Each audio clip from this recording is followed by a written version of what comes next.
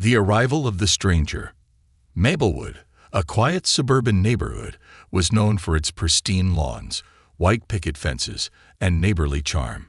It was the type of place where everyone knew everyone, where gossip traveled faster than a speeding car, and where conformity was a cherished value.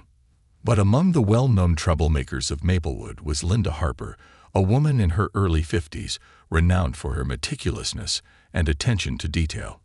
Linda took immense pride in her perfectly manicured flower garden, and she made sure her house was as pristine as the grass beneath her feet.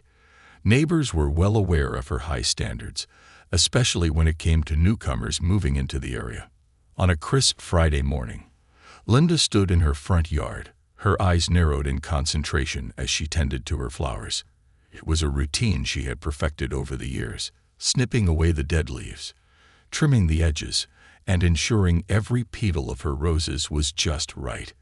It was an activity that gave her a sense of control over her surroundings. As she worked, she kept her eyes on the neighborhood, always alert to any changes. Suddenly, something caught her eye. A moving truck parked across the street. The truck had stopped in front of the old house that had been vacant for months. Linda's curiosity piqued. The house had always been a topic of discussion in Maplewood. People speculated about who would eventually move into the aging property. Some said it was too rundown for anyone to consider, while others believed it would be perfect for a young family. But no one knew for sure. Linda squinted to get a better look at the scene unfolding across the street. Two movers were unloading furniture from the truck, their grunts filling the air as they carried items into the house. The usual flurry of questions rushed through Linda's mind. Who were these people? What kind of family would be moving into that house? Her expression quickly soured when a tall, muscular African-American man stepped out of a sleek black SUV parked behind the moving truck. Linda didn't recognize him. The sight of him sent a ripple of unease through her.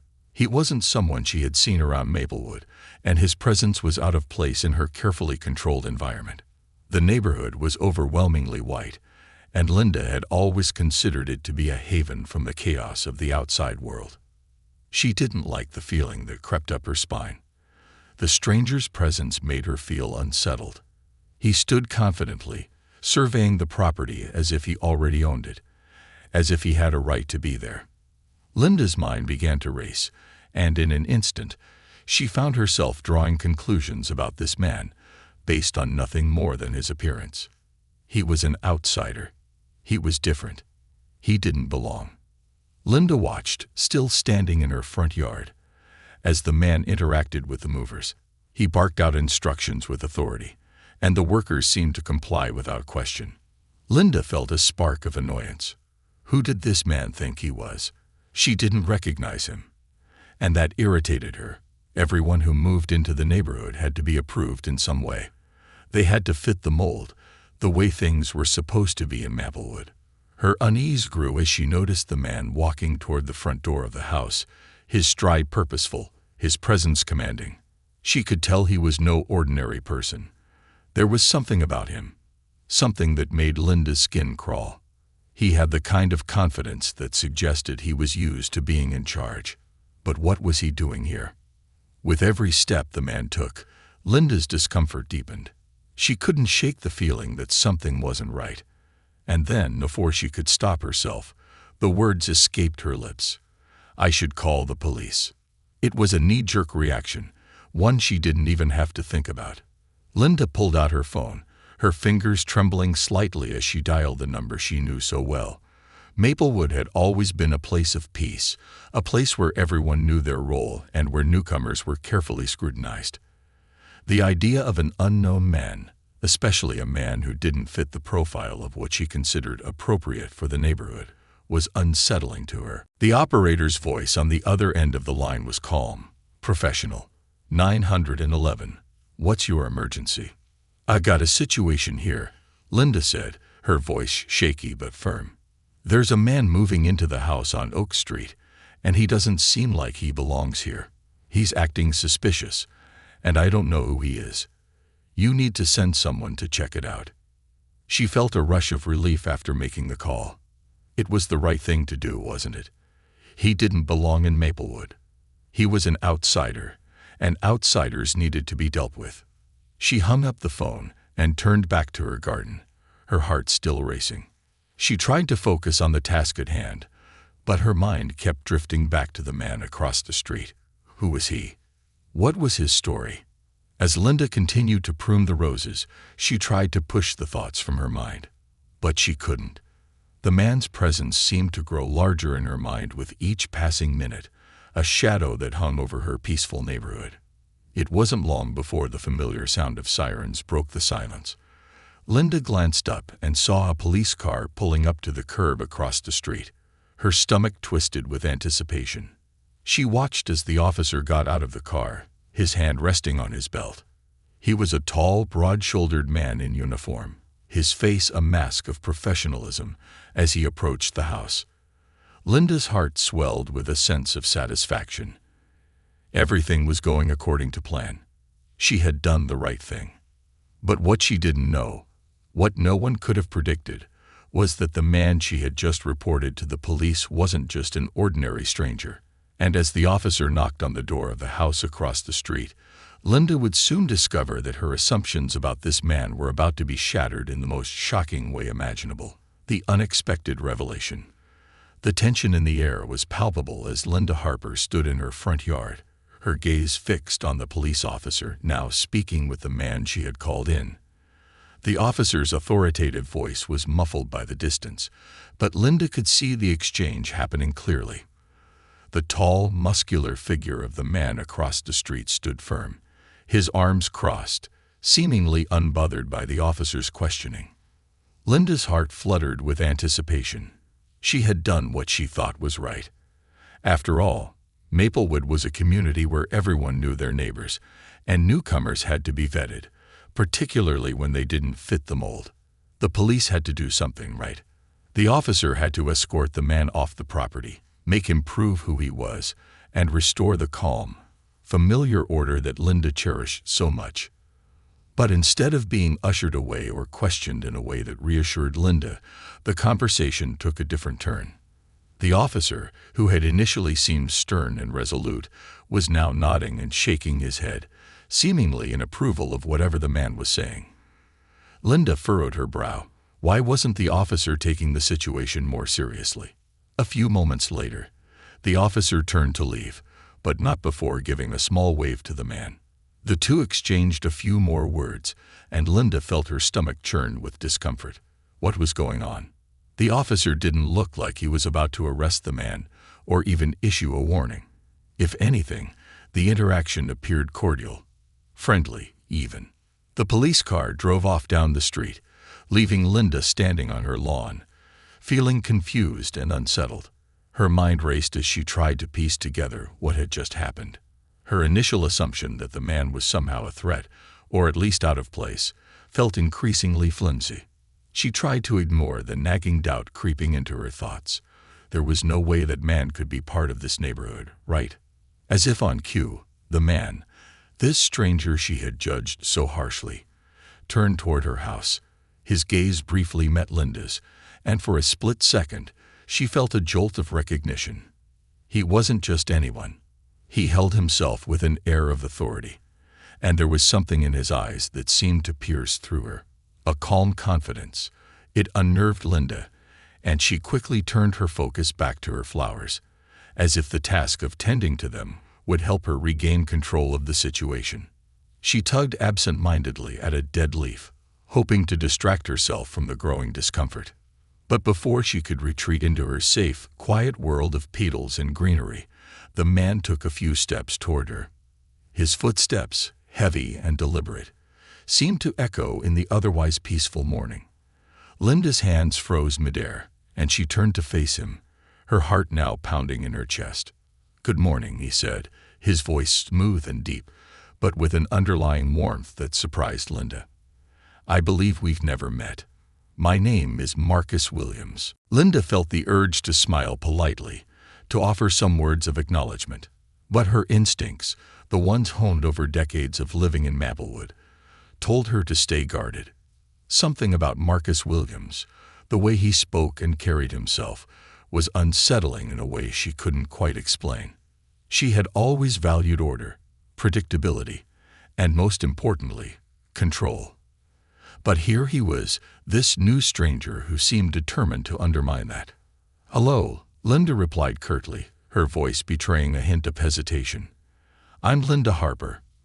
I've lived here for quite some time."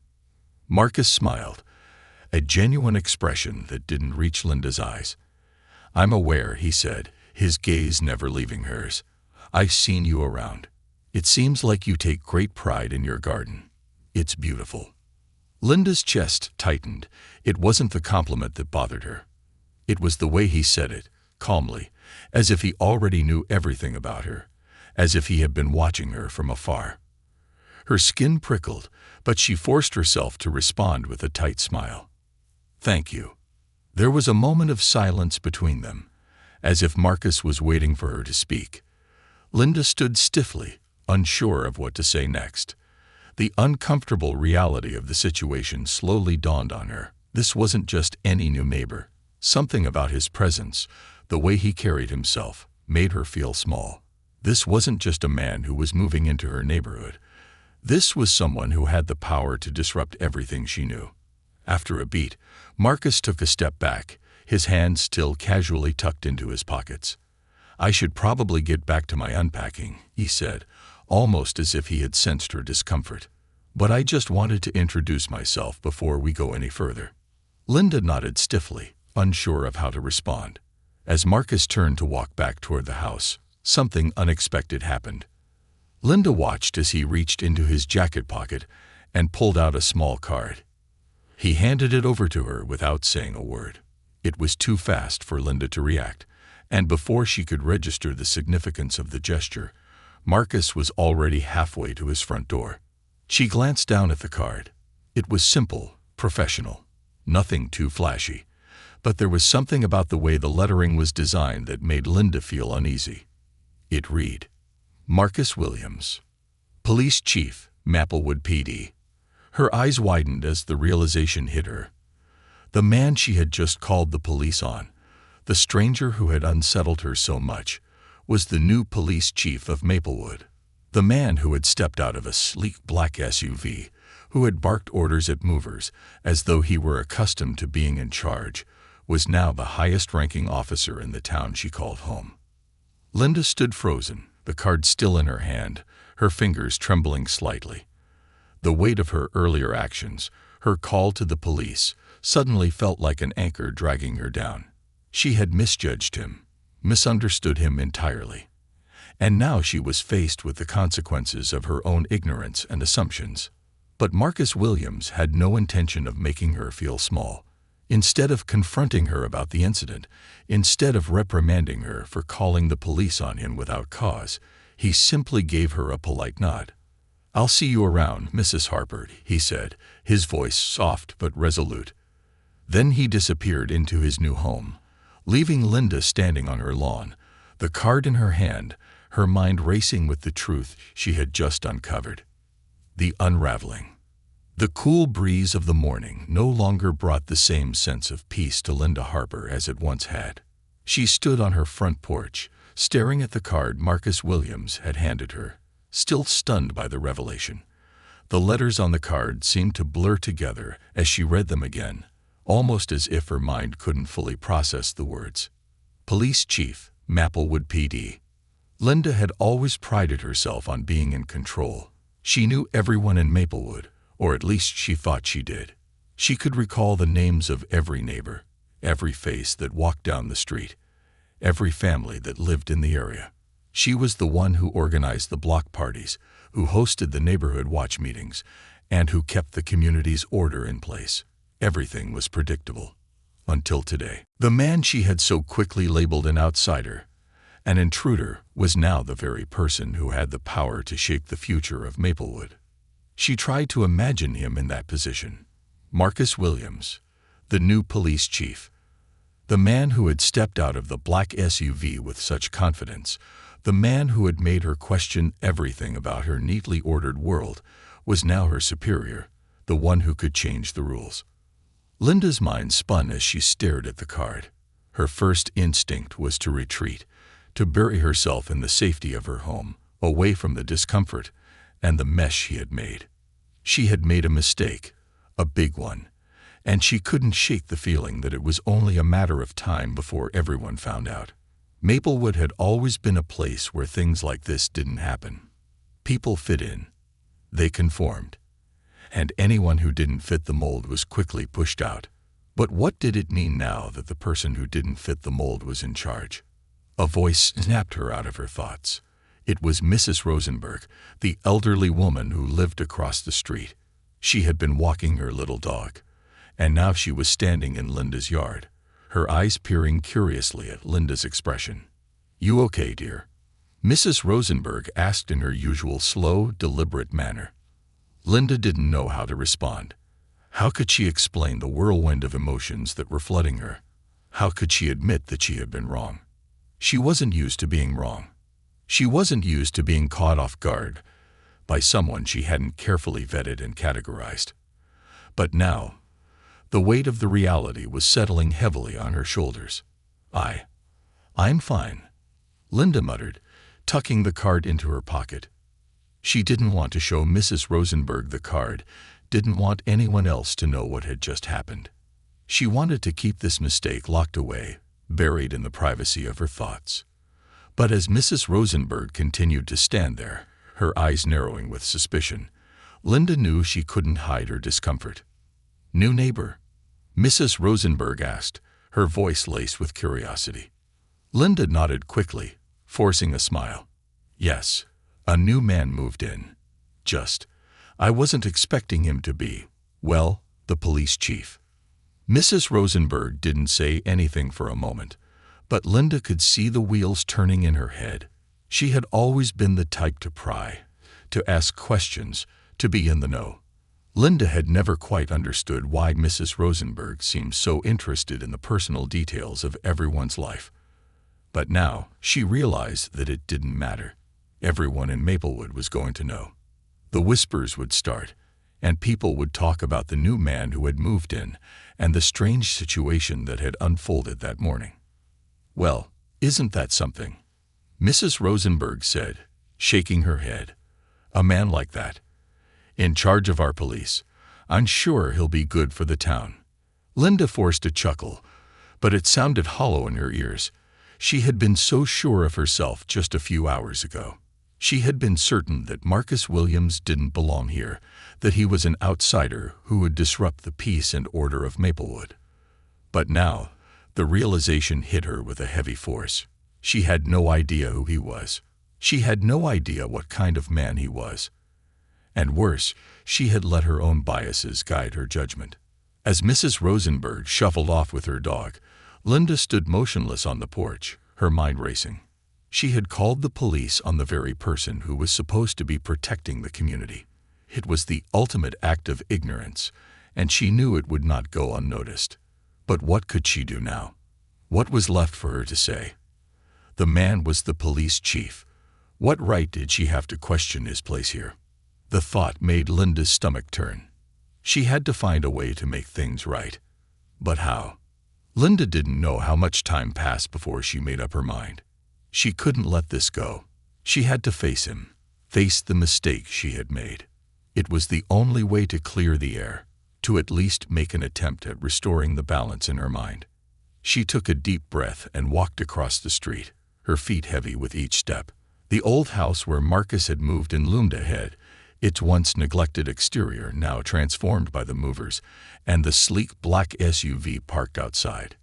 It was an unfamiliar place, but it was about to become a whole lot more familiar. As Linda approached the door, she hesitated. Should she knock? Should she just leave a note? But before she could overthink it any longer, the door opened. Marcus Williams stood in the doorway, a quiet smile on his face as he saw her approaching. "Mrs. Harper," he greeted her warmly, his tone calm and welcoming. "I wasn't expecting you." Linda felt a knot tighten in her throat. She didn't know how to begin. But there was no turning back now. I owe you an apology," she started, her voice faltering at first. "I didn't realize who you were when I called the police. I made an assumption, and I was wrong. Marcus nodded, his expression not betraying any judgment. It's all right. We all make mistakes, he said, his voice steady, as if he had already forgiven her before she even asked for it. Linda was taken aback by his calm response. She had expected anger, maybe even resentment, but instead there was nothing but understanding. It made her feel smaller than she already did. I just wanted to say that I'm sorry, she said again, her voice stronger this time. I shouldn't have done that.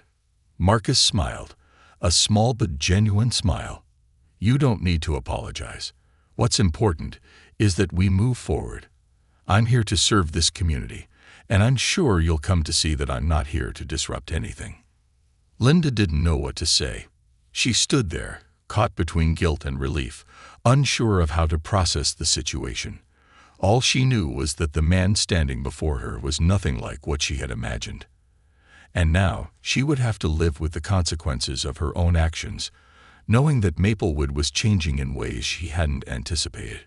A community's awakening. The days following Linda's encounter with Marcus Williams were a blur. She couldn't shake the unease that had taken root in her chest. Her life in Maplewood had always been about certainty. She knew her neighbors, their habits, their strengths, their weaknesses. She prided herself on being the keeper of that order, the one who noticed when something was out of place. But now she was no longer sure of herself. Everything she had assumed about the man across the street had been wrong, and she knew that would be difficult to accept. Linda's interactions with her neighbors had always been cordial, even warm. She had shared countless cups of coffee with Mrs. Rosenberg, helped old Mr. Williams with his grocery shopping, and even participated in the local church's charity events. But after what had happened with Marcus, she felt like she was now seen through a different lens. What would the others think? They would know about the police call, about her assumptions. The gossip would spread like wildfire. One afternoon, as Linda sat in her living room, the weight of guilt pressing on her, her phone rang. It was Mrs. Rosenberg. The old woman's voice, though familiar, had a new edge of curiosity. Linda, dear, Mrs. Rosenberg began, her tone almost too sweet. I've been hearing some things around town. I think you should come by and talk to me. Linda's stomach churned. She had been dreading this moment. The thought of facing her neighbors, of explaining herself, felt impossible. But there was no escaping it. With a sigh, Linda agreed to come over. When she arrived at Mrs. Rosenberg's house, the elderly woman was waiting for her, her expression unreadable. She motioned for Linda to sit in the living room, where a small table with 2 cups of tea was already set up. The warmth of the tea was meant to soothe, but Linda couldn't relax.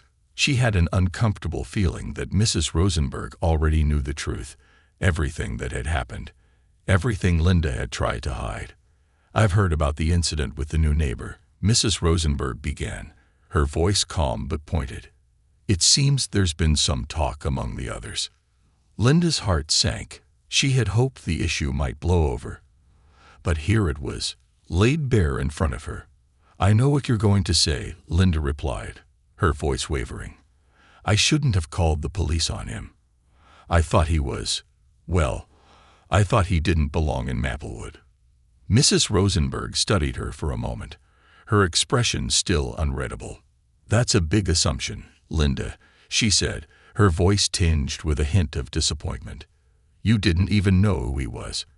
And yet, you decided he didn't fit the image of our town. Linda's face flushed. The old woman's words cut deeper than she expected. Mrs. Rosenberg was right. Linda had acted out of fear, out of a deep-rooted bias she hadn't even realized she held. It was unsettling to confront it. I was wrong, Linda admitted, her voice barely above a whisper. I've made a mistake. I judged him based on his appearance, and nothing else. There was a long pause as Mrs. Rosenberg considered this. She didn't seem angry, just thoughtful. I think we all have to take a step back and think about the kind of community we want to be, she said slowly, her eyes never leaving Linda's. What happened with Marcus Williams isn't just about you or me. It's about how we view others, especially when they're different from us. We can't just keep our heads down and assume that everything will stay the same, that our old ways are the right ways. Things are changing. They always are. Linda nodded, the weight of those words sinking in. But what if the others don't understand? What if they don't accept him? He's not what I expected at all. He's not the person I imagined. That's the point, isn't it? Mrs. Rosenberg replied, her eyes softening. We can't keep thinking that we know what's best for everyone. And just because something is unfamiliar doesn't mean it's wrong. Change is hard, but it's also necessary. We all have our biases to work through. Linda sat back, her thoughts swirling. She had spent her entire life thinking she had the world figured out, that she knew exactly where everyone belonged. She had prided herself on being a pillar of the community, a gatekeeper of tradition. But now, everything she had once thought was so secure felt like it was slipping through her fingers. I don't know how to make this right, Linda said quietly, her hands trembling around the teacup. I can't just undo what I did. No, you can't, Mrs. Rosenberg agreed. But you can choose to do better from here on out. You can choose to learn, to be open to new things. And you can show the people around you that change isn't something to fear. Linda looked at Mrs. Rosenberg, surprised by the wisdom in her words. The elderly woman was right. It wasn't too late to change her perspective, to move past the mistake she had made. But first, she had to face the man she had wrongly judged. She had to confront Marcus Williams and apologize, to truly make amends. Over the next few days, Linda found herself wrestling with her thoughts. She had always been the one to stand her ground, to assert her authority. But now she felt small, vulnerable, and completely out of her element. She knew she had to take the first step toward reconciliation. But what would Marcus think? What would the other neighbors think? But Linda couldn't stay silent anymore. She had to do something, anything, to make things right. And so, one afternoon, after a long day of self-reflection, she walked across the street to Marcus's house. She had rehearsed the apology in her head countless times, but now, as she stood on his doorstep, the words felt foreign. Marcus opened the door, a friendly smile on his face as always. Mrs. Harper, he greeted her, stepping aside to allow her in. His warmth, his openness, made Linda's heart flutter with uncertainty. How could someone so unassuming, so calm, forgive the judgmental assumptions she had made? I came to apologize, Linda said, her voice steady but soft. I was wrong to call the police on you. I didn't know who you were, and I made an assumption about you that wasn't fair. I want you to know that I regret it. Marcus's expression remained unchanged, but his eyes softened, as though he understood exactly what Linda was going through. Thank you for saying that, he said after a beat, his voice calm and measured. We all make mistakes. The important thing is that we learn from them. I'm glad you came over. Linda's chest loosened at his response. It wasn't anger or resentment or any kind of judgment in his voice. It was understanding. And in that moment, Linda realized that the true nature of a community wasn't defined by perfection or conformity, but by how people chose to handle their mistakes, their differences, and their ability to move forward together. Bridging the gap. The days following Linda's heartfelt apology to Marcus Williams were a quiet reflection of change.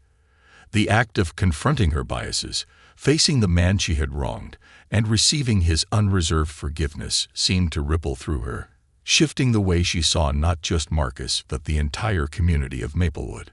But despite the moments of understanding between her and Marcus, Linda knew that one act of reconciliation wouldn't be enough.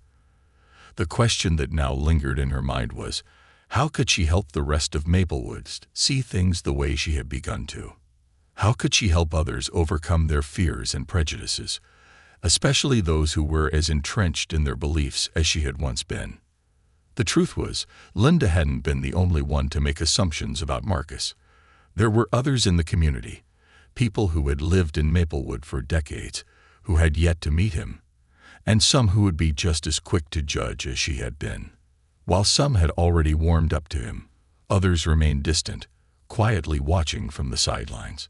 Linda knew that, eventually, Marcus's position as police chief would force them all to confront their discomfort, whether they liked it or not.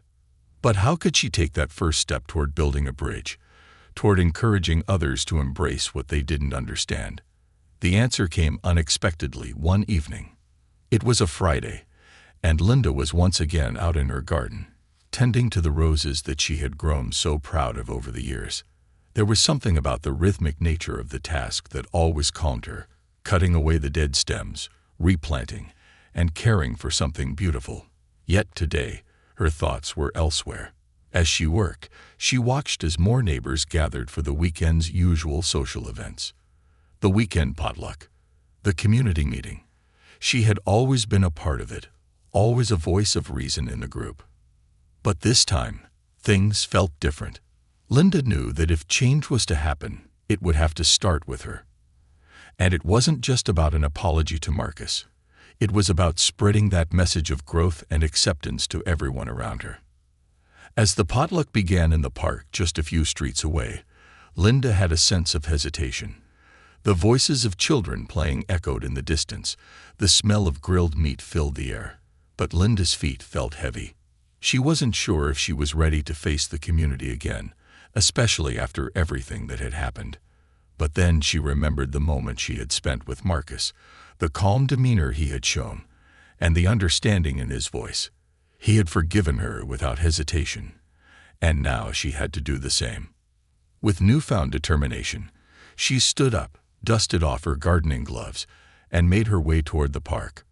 As she arrived at the potluck, Linda could already see the familiar faces of her neighbors. Mrs. Rosenberg was chatting with a group of women, and Mr. Williams, who wasn't the elderly neighbor, but the man who had been living next door to Linda for years, was grilling hot dogs. Most of the usual faces were present, yet one presence stood out: Marcus Williams.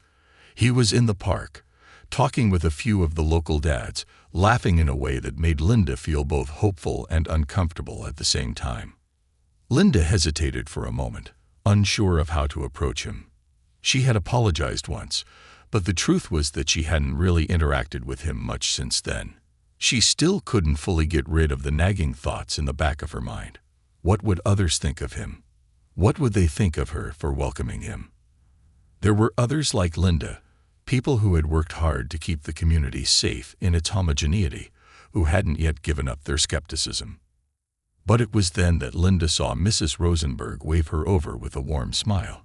The elderly woman's presence was like a lifeline, her wise perspective a beacon in Linda's uncertain world. "Linda, dear," Mrs. Rosenberg called out, "come on over. We saved you a spot next to Marcus." Linda's heart skipped a beat. Marcus, sitting among everyone else.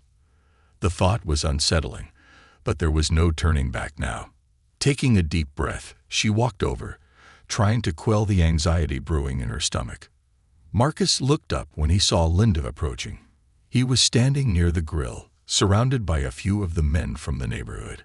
But when he noticed her, he excused himself and walked toward her with an easy smile. "Mrs. Harper, it's good to see you again," he said, extending a hand, his voice warm. "I'm glad you could make it." Linda paused for a moment, taking his hand, feeling the strength in his grip. She could feel the weight of the moment, the gravity of her own actions. This wasn't just about her anymore. It was about everyone in the neighborhood, about them learning to accept what they didn't understand. "I wanted to thank you again, Marcus," she began, her voice steady but still betraying a hint of vulnerability. "I'm sorry for the way I acted, for making assumptions without even getting to know you. I didn't realize how much I was letting my own biases guide me." Marcus smiled, and for the first time, Linda saw a glimpse of the man he was beneath the uniform. He wasn't just the new police chief or the figure who stood at the top of the local authority. He was someone who understood the struggles of people like her, the ones who lived in a bubble, who had to learn to open their hearts, to accept what felt unfamiliar. "I appreciate that, Mrs. Harper," he said, his tone genuine. "And I know it's not easy to change the way we see the world. But change is a constant. We all have to adapt. Before Linda could respond, Mrs. Rosenberg called over from the group, encouraging her to sit next to her. Linda hesitated for just a moment before nodding, and with a small, determined smile, she walked over to join the group. As the evening unfolded, Linda began to see her neighbors in a new light.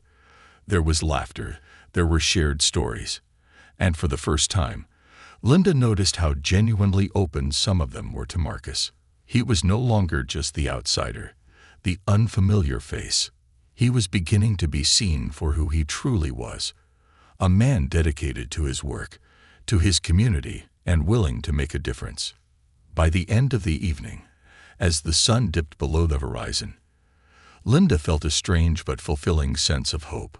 The evening had not been about her or about Marcus alone. It had been about the entire community.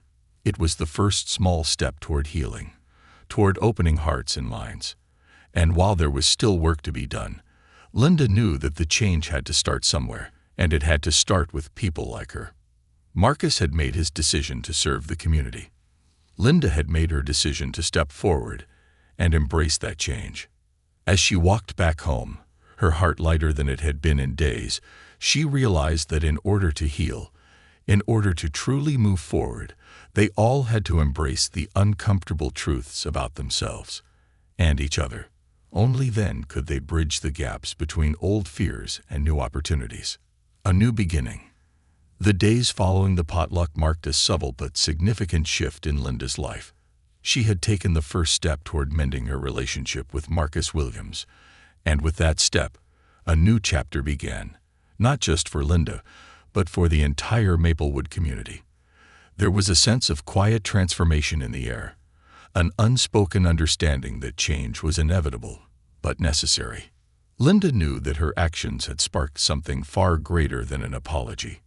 Her willingness to acknowledge her biases, to step out of her comfort zone and reach out to Marcus, had set a new precedent in Maplewood. But it wasn't just her. It was everyone who had been willing to take a chance, to look beyond the surface and see things differently.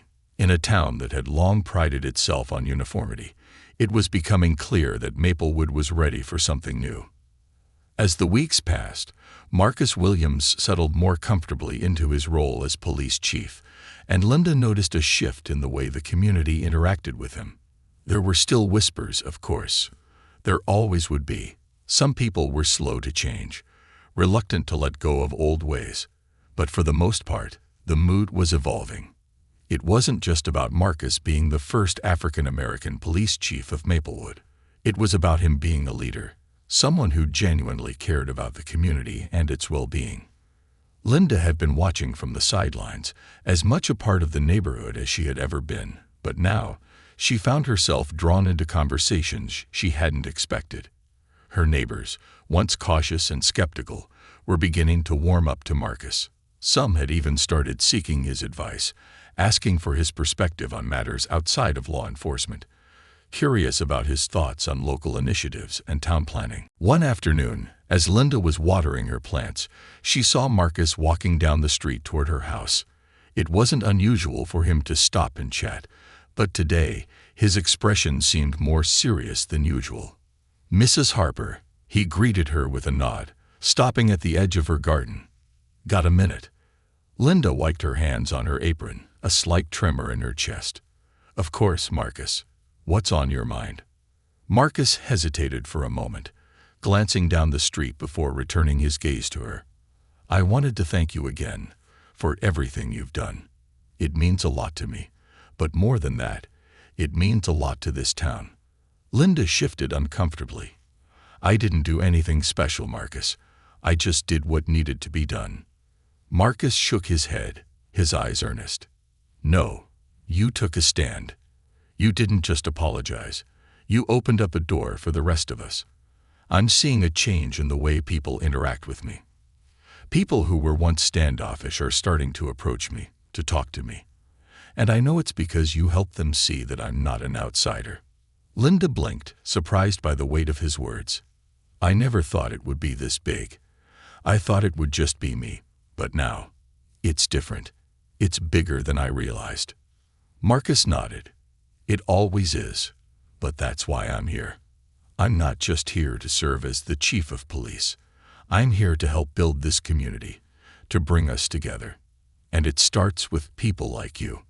His words made Linda uncomfortable in the best possible way. They stirred something deep within her, a recognition of the power she had to help shape the town's future, to bridge gaps where there had been division. It wasn't just about apologizing anymore. It was about taking action, about encouraging others to take those first steps toward understanding. Linda realized, then, that her role in this transformation didn't have to end with her apology. She could be part of the change, and so could the entire community.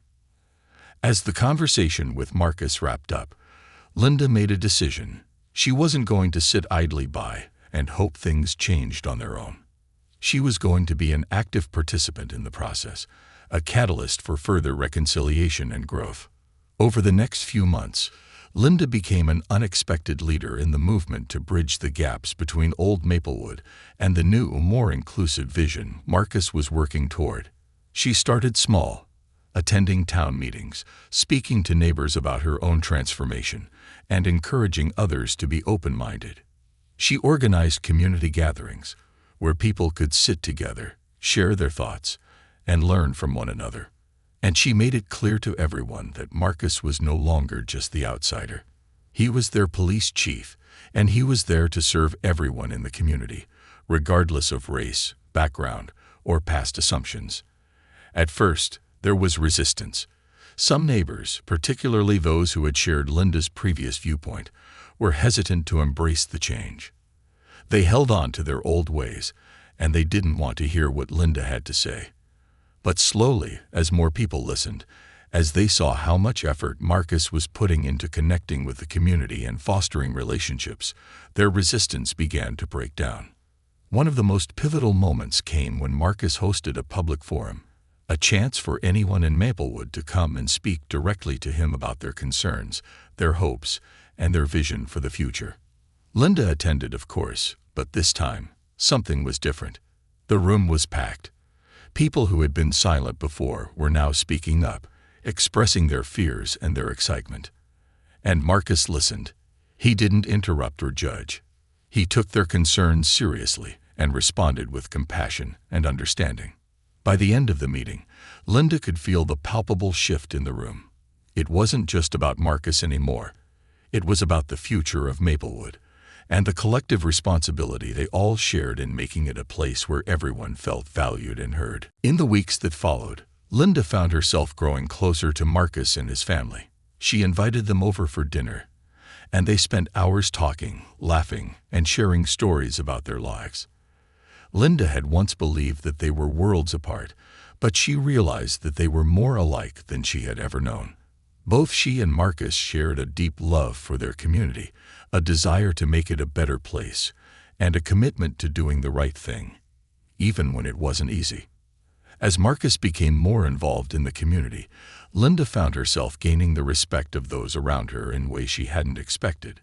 She was no longer the woman who had made the mistake of calling the police on Marcus.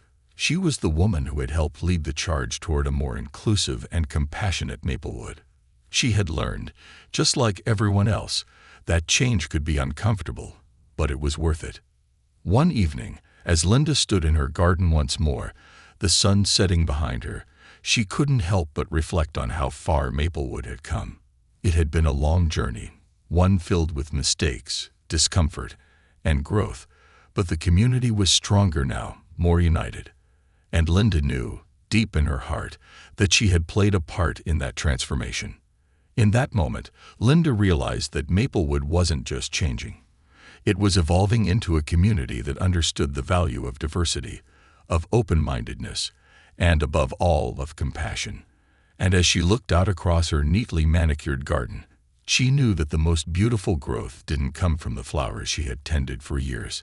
It came from the hearts of the people who had learned to embrace what made them different together.